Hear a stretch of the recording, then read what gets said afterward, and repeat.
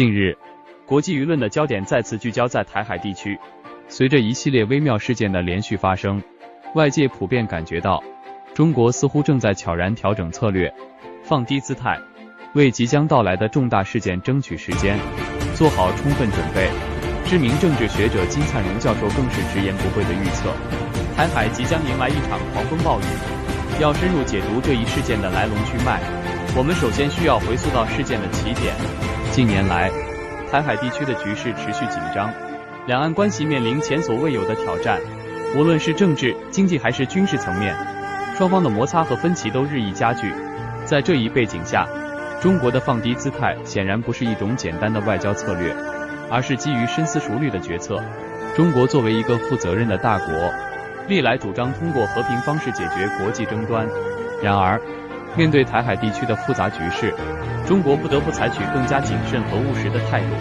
放低姿态，不仅是为了缓和紧张气氛，更是为了争取更多的时间和空间，为可能出现的危机做好充分准备。在这一过程中，中国加强了军事力量的部署和训练，提升了应对突发事件的能力。同时，中国还积极开展外交斡旋，寻求与周边国家的合作与支持。这些举措无疑都是为了确保在关键时刻能够迅速、有效地采取行动，维护国家的安全和稳定。然而，尽管中国做出了诸多努力，但台海地区的紧张局势似乎仍在不断升级。金灿荣教授的言论更是将这种紧张氛围推向了高潮。他指出，台海地区即将迎来一场狂风暴雨。这一预测无疑引发了外界的广泛关注和担忧。事实上，金灿荣教授的预测并非空穴来风，他长期关注国际形势的发展，对台海地区的局势有着深刻的理解和独到的见解。他的言论虽然充满警示意味，但也反映了当前台海局势的严峻性和复杂性。在这场即将到来的狂风暴雨面前，各方都需要保持冷静和克制。对于中国而言，放低姿态并不意味着软弱或退缩，而是一种策略性的选择。通过放低姿态，中国可以更好地掌握主动权，为应对可能出现的危机做好准备。同时，国际社会也应该对台海局势保持高度关注，并发挥积极作用。各国应该尊重中国的主权和领土完整，避免采取任何可能加剧紧张局势的行动。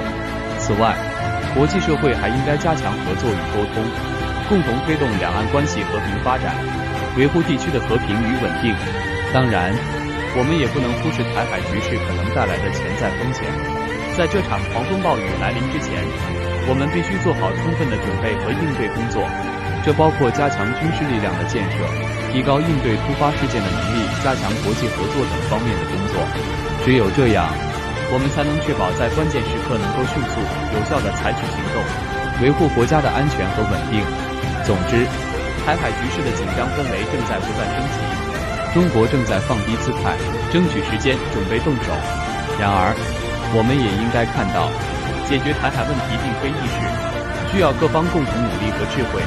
只有通过对话和协商，才能找到解决问题的正确途径。同时，我们也应该保持冷静和克制，避免采取过激的行动，共同维护地区的和平与稳定。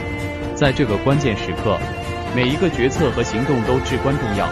我们期待着各方能够以大局为重，共同推动台海地区的和平与发展。